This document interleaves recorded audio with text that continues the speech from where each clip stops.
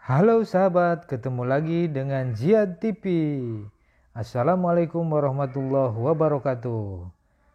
Apa kabar sahabat-sahabat semua? Semoga sahabat-sahabat semua dalam keadaan sehat selalu, amin.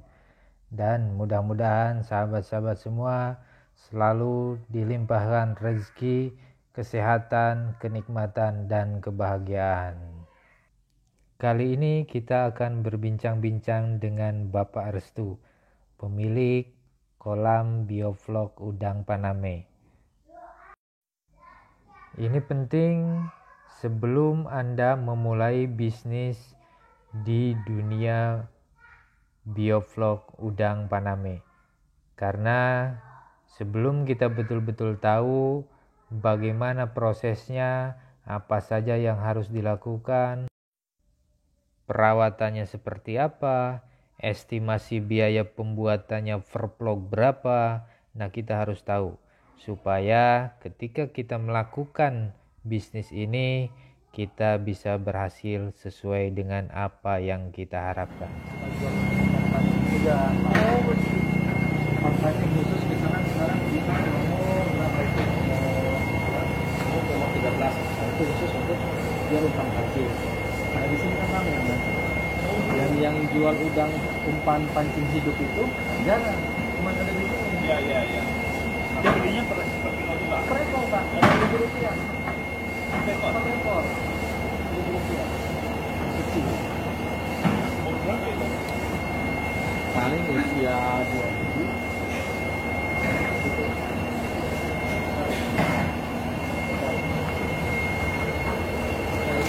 Dua mingguan ya?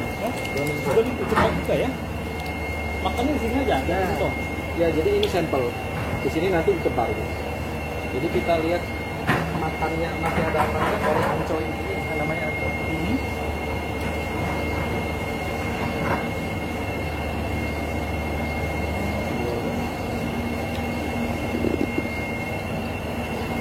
Kita lihat yang siap panen yang di sebelah siap.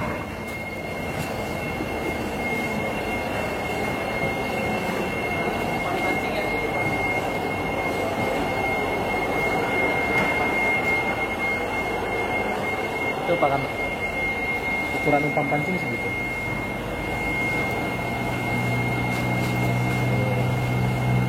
Gede juga ya. Kita geser ke sana.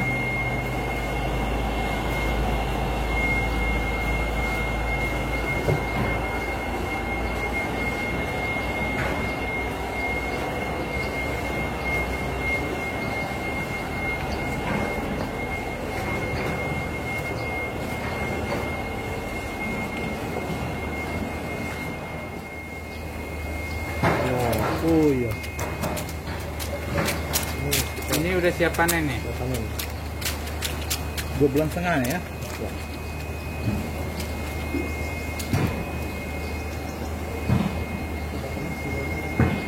Harganya 145 per kilo. 30 ekor. 30 ekor.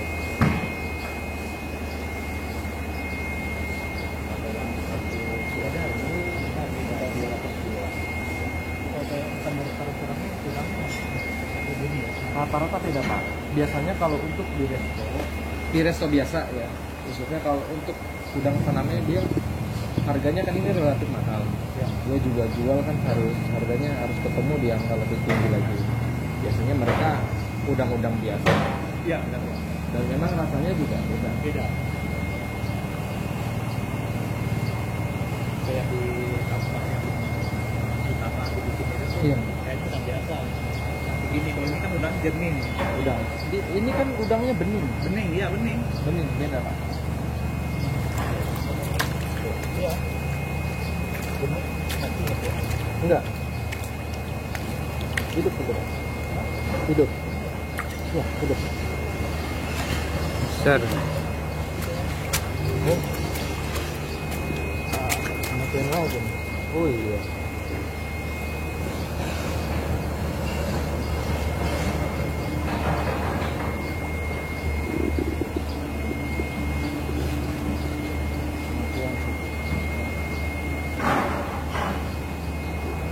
Satu vlog begini berapa bibit yang ditebar? 10.000. 10.000. Itu biasanya dari tebar sampai panen berapa persen kematian? Tergantung Pak. Jadi kalau hal itu tidak bisa kita prediksi. Kita bisa dilihat nanti di SR terakhir, namanya survive rate-nya nanti berapa. Makanya contohnya ini kematian kita hitung. Nanti dari kolam ini ada berapa ekor yang mati. Dari tebar 10.000 itu. Ketemulah berarti nanti diambil rata-rata misalnya katakanlah harusnya 200 kilo atau 2 kuintal, yang dapat itu 1,5 kuintal misalnya. Berarti kan berapa persen? Tapi rata-rata nih yang sudah dipanen itu dari 2 kuintal jauh nggak ininya? Oh enggak. Paling waktu siklus kemarin itu yang mati cuman 90 ekor. 90 ekor itu kira-kira berapa kilo? 3 kilo. Dari target 200 kilo tuh hanya 3 kilo yang berarti hanya berapa persen itu? 3%. Ya, 1,3%. 1,3% kematiannya ya.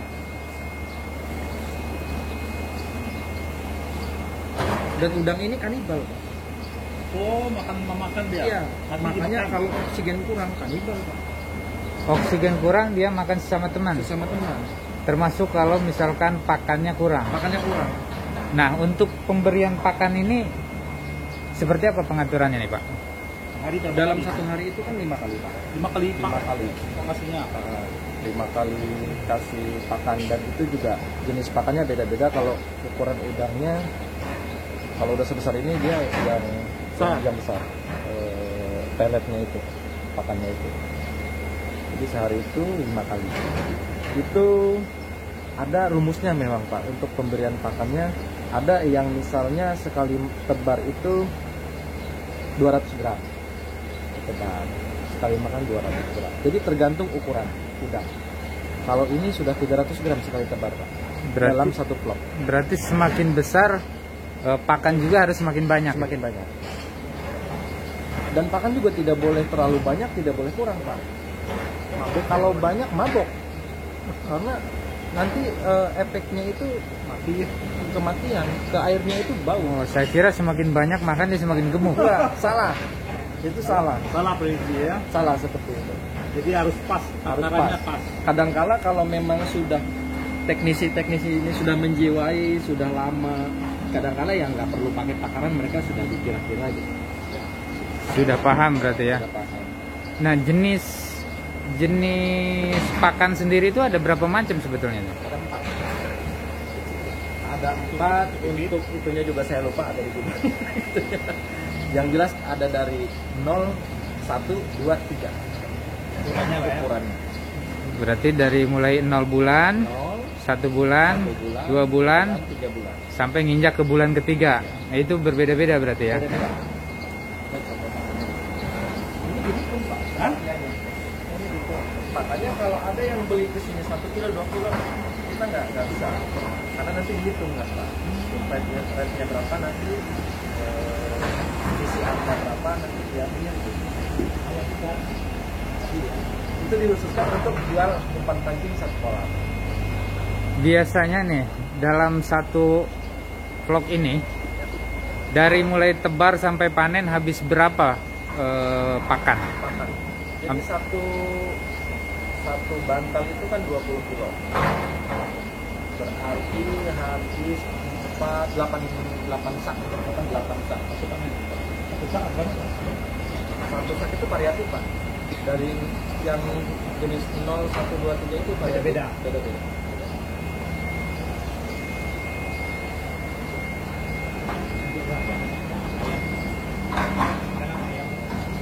Prinsipnya sama, cuman cara nilainya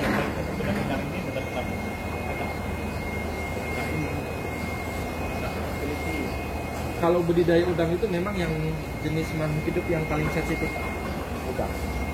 Kita salah menangani, kita salah memberikan treatmentnya kematian. Ya.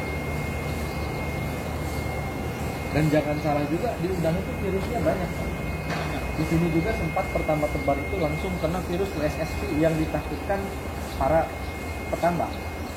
Jenis virus WSSP itu tidak ada obatnya, melainkan obatnya itu ya diangkat kita panen. Kalau dia yang melo gitu ya. Nah, seperti itu. Tapi udang itu bahayanya virus tersebut hanya berlaku untuk udang. Kita makan tuh. Kita makan nggak masalah. Oh, jadi virus itu tidak membahayakan Tidak manusia. membahayakan manusia, membahayakan udang. Hanya saja kematian. udang itu tidak produktif lah. Tidak produktif dan dia pasti kematian, Pak. Jadi ya hasil tidak maksimal Hasil tentunya. tidak maksimal. Harga murah, hasil tidak maksimal, waktu cepat. Nah, ini proses instalasi nih, instalasi air nih. Coba bisa dijelaskan nggak bagaimana nih? Nah, jadi ini proses instalasinya dari mulai laut, dari ujung sana, Pak. Ya. Kita sedot menggunakan mesin penyedot, disalurkan ke vlog ini. Nah, masing-masing kan itu ada instalasi. Setiap vlog ada instalasi pipa. Nanti kita dari sana dibuka kerannya, nanti di sini keran. Mana yang akan kita isi sirkulasikan itu yang dibuka kerannya, Pak. Yang kita salurkan. Ini kan dipayaukan. Ya. Nah, teknik penyampurannya itu berapa persen air laut, berapa persen air biasa? Air laut 60%, air biasa yang sedikit anta itu 40%. 40-60. 40-60. Itu diukur ini nggak? Iya, diukur. Ada alat pengukur pH-nya kita ada. Ada ya? Ada. Berapa pH-nya itu? Harus berapa? Kalau di sini 18 yang sudah berhasil. 18. 18. Ini air masuk nanti ya. Air masuk, Pak. Sistem penyaringan, filterisasi.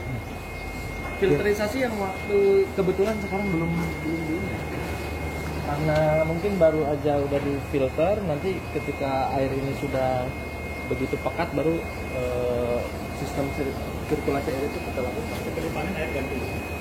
Biasanya berapa lama nih, Pak? Untuk dilakukan apa ini? Filterisasi Iya, setiap hari, Pak. setiap hari. Jadi hanya seperti ini aja nih. Gimana nih? Iya. Jadi air dari sana kita alirkan, masukkan ke sini, kembalikan lagi ke sana. Jadi kotoran-kotoran udang itu terbuang di sini, menyangkut di sini. Berarti tetap airnya dari dalam vlog Tetap juga. dari dalam vlog, bukan dari sana. Ya. Lalu pipa ini. Nah, kalau yang di dalam ini pipa untuk pembuangan. Nah, Jadi ketika panen baru kita salurkan buang.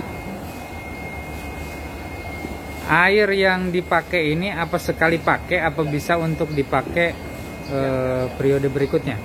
Nah, jadi untuk udang tetap menggunakan air ini. Tapi biasanya kita pakai siklus. Dari ketinggian 130 cm, nanti kita kurangi 30 cm, kita buang 30 cm, nanti masukkan 30 cm. Jadi sirkulasinya seperti itu, tidak semua. Berarti tidak semua dibuang. Tidak semua dibuang.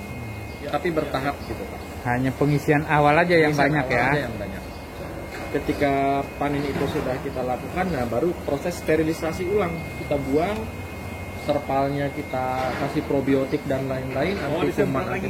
Ya, kita endapkan selama 2-3 hari, baru kita isi. Kita kasih probiotik lagi selama 3 hari, baru kita tebar lagi menurut. Siklusnya seperti itu. Ini kita kan beranggapan nih, kalau air itu semakin jernih semakin bagus. Tuh. Nah, ini gimana nih? Kok semakin keruh yang semakin bagus ini? Gimana nih? Nah, mengenai air ini sebetulnya kalau di udang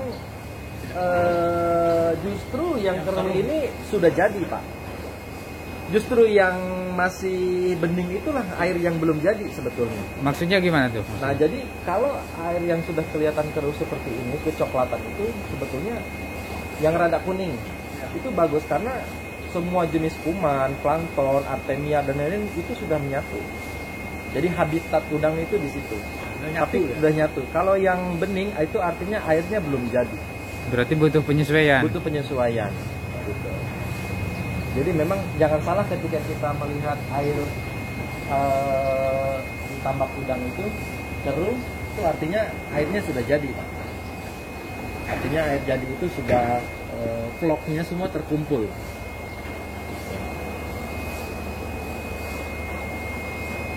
Ini pembuangan airnya di sini ya? Ya betul, di situ Pak. Dari tengah Tengah-tengah. Jadi Turun. tengahnya turun di sini ya? sedikit aja. Kalau turun gini. Kayak sama ikan lele lagi Sama, kurang lebih sama Pak. Prinsipnya sama. Karena ikan lele juga bulat juga. Kalau pencak dia nongkrong aja. Kalau Iya. ini kan nggak bisa dia. Ini Pak nih, apa namanya? Kalau kita estimasi nih, estimasi biaya pembuatan satu vlog ini kira-kira dihabis anggaran berapa tuh? Kalau yang produk saya ini sekitar 5 juta. Karena kita bisa hitung satu terpal ini 2 juta. Kemudian bambu paling 2 batang kita cacah, kita potong, kita anyam, yang kemudian PVC pipa pralon ini, kemudian dikasih apa namanya? Beton sedikit. Kemudian ada instalasi selang, kemudian ini estimasi 5 juta satu terpal. Dengan menggunakan bambu ya. Dengan menggunakan bambu. Memang media yang paling bagus itu sebetulnya pakai besi wear mesh. Kalau Jadi dibikin itu fondasi kalau dibikin fondasi saya Kayak belum pernah lihat. permanen ya, Pak. gitu. Kalau yang lebih bagus dan rapi itu sebetulnya pakai besi wear mesh. Keliling dia rapi, bawahnya baru dipondasi. Nah itu yang Boleh di bawahnya tetap pasir aja Pak. Pasir aja. Kurang lebih estimasi 5 juta kalau yang media seperti ini. Dengan diameter Diameter 4 kali 4 kali 4 ya. 4 meter. dan ini bisa bertahan sampai 7 tahun. 7 tahun bertahan terpalnya. Terpalnya 7 tahun. terpal bukan tebal ya. Ya, beda. Memang ini terpal khusus, bukan terpal yang Kapal. kita di mobil itu. Ini terpal kapal.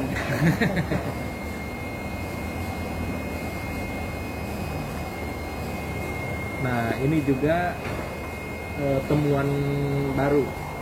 Awalnya ini kan pakai gobrin semua. Hah? Pakai gobrin semua, tidak ada pencahayaan matahari. Oh ya, tutup. Ternyata terlalu teduh. Nah, ternyata udang Paname itu butuh di tempat yang sedikit Panas. panas. Makanya Makanya kita siasati diganti dengan putih. Dan alhamdulillah udangnya sehat-sehat. Berarti ini bukan sembarangan pakai putih-putih ya. Bukan sembarangan, Pak. ada artinya. Ada artinya. Tapi kalau yang di sana memang itu ya tidak hal-hal yang tidak terduga. Itu kelapa jatuh itu. Oh.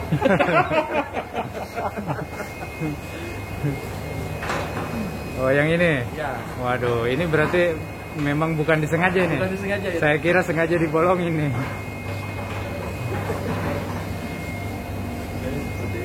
Ini total ada berapa vlog nih, Pak? 20. 20 vlog. 20. Kalau sistemnya tidak pakai termin, kalau kita angkat dengan satu kolamnya 10.000 benur, bisa menghasilkan kurang lebih 2 ton Ini udang seluruhnya. seluruh. Ini Pertemuan kan ini panen, Ya, panen ini kan itu. itu kalau panen sekaligus. Kalau panen sekaligus. Tapi Kalau ini panen sekaligus udah duit. Cepat habisnya gitu. berarti ini panennya per berapa vlog nih? Yang 4. 4 vlog. Sekarang 1 bulan itu 4 vlog panen. Panen. Bulan besok panen lagi kan. Panen lagi. Terus hal yang paling sulit dalam budidaya udang ini apa? Hal yang paling sulit saya kira ketika air laut ini pertama sedang pasang. Yang kedua karena kondisi air itu kan biasanya berubah-ubah pH-nya Pak. Ya. Nah itu yang nggak bisa kita tentukan. Kadangkala pertumbuhan udang sedang bagus-bagusnya, pas kita sirkulasi airnya pH-nya tinggi. Nah itu yang kekhawatiran kita. Itu yang akan menyebabkan kefatalan di situ Pak. Sehingga menimbulkan nanti berdampak ke kematian. Itu sebelum sirkulasi air dari laut masuk ke vlog, apa ada penampungan dulu? Harusnya ada, tapi di sini skalanya skala ekstrim Pak. Langsung. Langsung main Itulah berarti ya? bedanya. Langsung main berarti? Langsung kita tebar aja. Jadi pertama diisi air asin dulu. Air asin. Terus Jadi 60-40%. 60 60 air asin, 40% kita sedot ke contoh pakai air asin semua, pertama sudah kita coba. Jadi di sini itu kan ada garam dan kadar kapurnya sangat tinggi. Sementara habitat yang tanamnya itu ya kita mencari nyaris hampir sama dengan habitatnya pusat. Kita di sini enggak. Itu yang ujung penampungan apa itu? Itu penampungan air apa namanya untuk dipayaukan itu. Nanti ditampung di situ baru dialirkan ke sini sedikit-sedikit. Buat campurannya. Buat campurannya. Kurang lebih sama. Ini perbedaan antara paralon yang atas dengan yang bawah nih apa nih? Nah, untuk pipa yang ini saluran air dari laut. Asin, langsung. Air Dari asin laut. langsung disalurkan ke Dalam. vlog. Nah, sementara kalau yang bawah itu pipa pembuangan dari vlog. Ya. Ini limbah lah gitu ya. Limbah. Nah, nanti juga sirkulasi diambilnya dari bawah, kemudian kita balikan lagi ke dalam. Hah? Sirkulasi yang di dalam ini pakai media ini. Ya. Jadi peran dari mana kita bisa direalisasikan ke ini, apa namanya, kotorannya kita saring di sini, kemudian air bersihnya kita salurkan lagi ke kolam Untuk penyaringan. penyaringan. Biasanya dilakukan penyaringan itu setiap hari ya? Setiap hari. Jadi bergantian nanti Pak, dari ujung sana bergantian.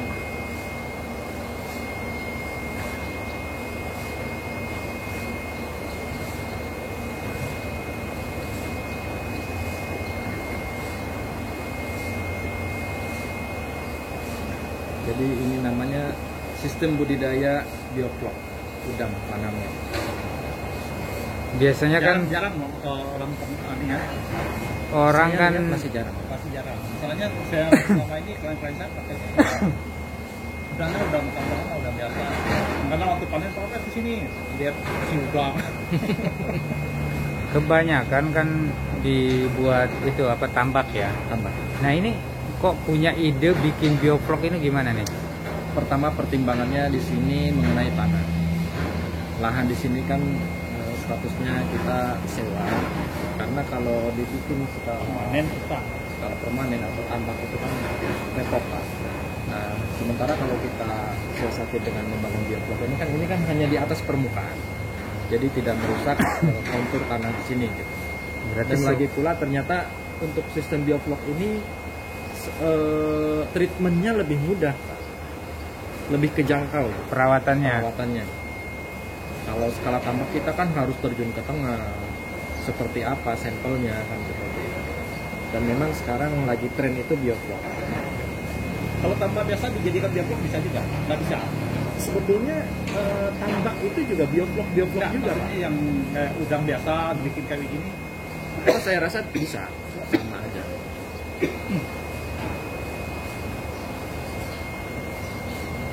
Ini udah berapa kali panen nih Pak di sini selama Ini di sini? selama dari pertama sampai sekarang 3 Tiga kali kali. ke 4 kali ini. 4 kali. 4 kali. Oh, 4 kali. Artinya 4 kali panen itu yang 4 kolam gitu. Iya. Bukan seluruhnya gitu. Jadi sekali panen 4 kolam. Panen 4 kolam. Harapannya yang pertama tebar itu tadinya mau kita cari pundi-pundi uang, ternyata gagal. Tebar seragam semua, ternyata mati semua Pak, karena kadarnya kan. Nah, airnya full ya. Awalnya menggunakan air laut 100%. 100%. Nah ternyata gagal. Ternyata gagal. Kemudian dicampur, Dipayaukan. dipayaukan berhasil. Berhasil. Tapi mungkin kalau di daerah lain yang memang pH-nya itu rendah atau sesuai dengan habitatnya ini, saya rasa mungkin nggak jadi masalah Pak. Yang jelas ukuran pH masuk Ukuran ya. pH ini. 18. 18.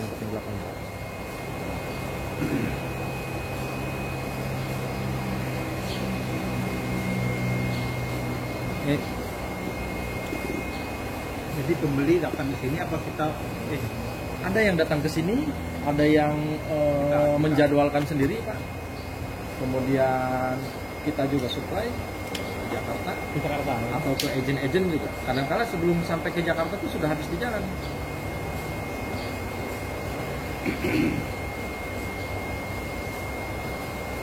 Jadi kalau kita jual 140. 140 untuk harga sekarang, karena harga udang Paname ini fluktuatif Pak, naik turun. Jadi kadang-kala kalau lagi rendah 120, bahkan sampai 90.000 Pak. Kalau harga yang paling tingginya ya sekarang menyentuh 145. 145 itu dari pengecer apa memang kita jual ini? Kita jual Partai. ke partai. Artinya dalam bentuk banyak ya? Skala besar. Skala besar ya. Ke pengecer juga kita kasih harga sama karena kita berangkatnya dari sini. Ada yang sampai pasar itu sampai 160 sekarang. Ya untuk sampai sejauh sana saya kurang. Yang jelas kita buang dari sini untuk harga sekarang 145.000. Sekarang ini Dengan size 30 per kilo. 30 ekor. 30 ekor. Karyawan berapa orang? Untuk teknisi ini cukup 2 orang aja. 2 orang. 2 orang untuk mengurus 20 vlog. 20 vlog. Oh, 2 orang cukup. Cukup. Karena sebetulnya tugasnya hanya memberikan makan, memberikan treatment, Membersihkan ini. membersihkan itu ketika sudah panen. Oh, Cukup itu aja. 2 ya. 2.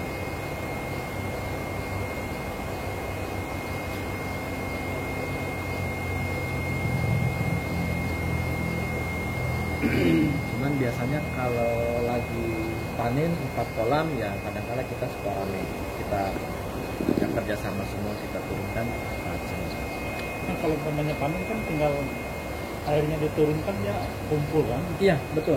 Airnya kita buang langsung kita ambil. Ambil kan. Nanti disebutnya ice killing. Jadi mati karena es, bukan kita jual yang mati itu ya.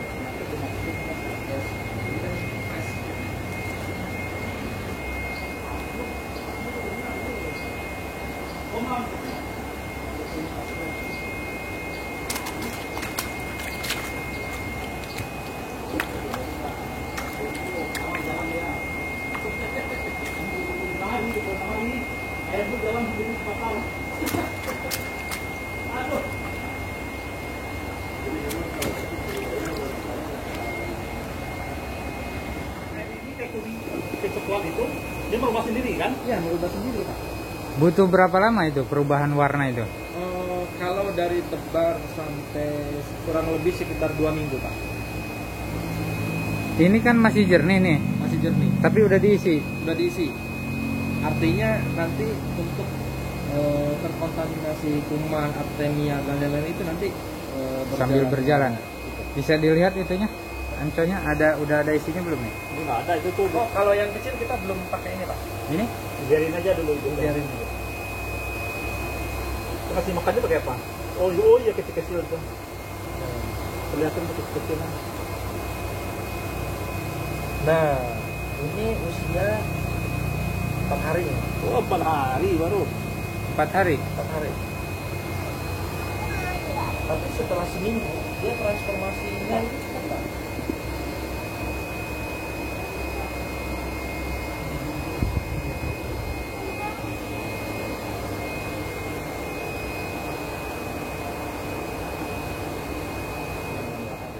Yang kolam tadi. Usia 1 bulan kurang 4 hari. Ya 1 bulan lah ya. 1 bulan.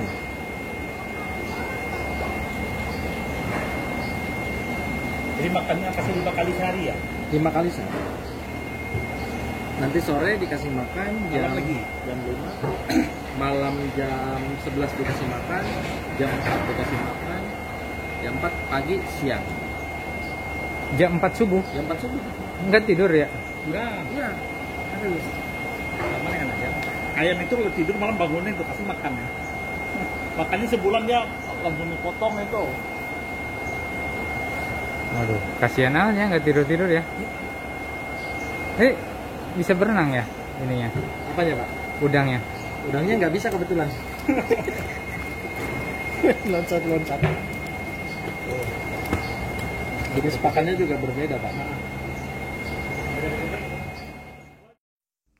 Sementara cukup sekian dulu video kali ini. Kalau ada pertanyaan-pertanyaan lebih lanjut, bisa menghubungi langsung ke Bapak Restu nanti di nomor WA-nya beliau atau coret-coret di kolom komentar.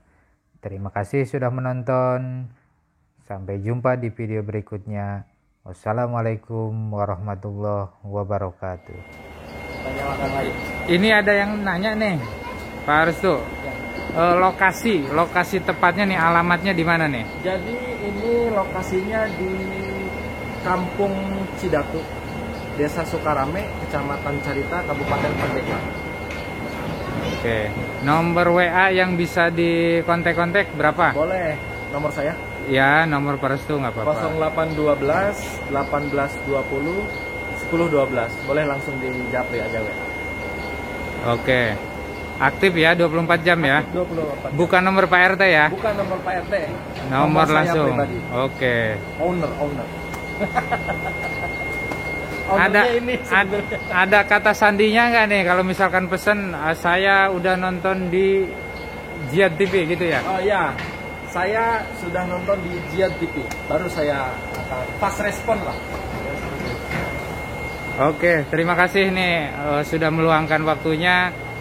Banyak juga pertanyaan, mungkin kalau ada banyak pertanyaan-pertanyaan lain saya pasti nanya kembali ke Pak Restu nih. Oke, sama-sama. Sukses terus. Ya. Jangan lupa di like dan subscribe ya, Jihad TV. Oke, terima kasih.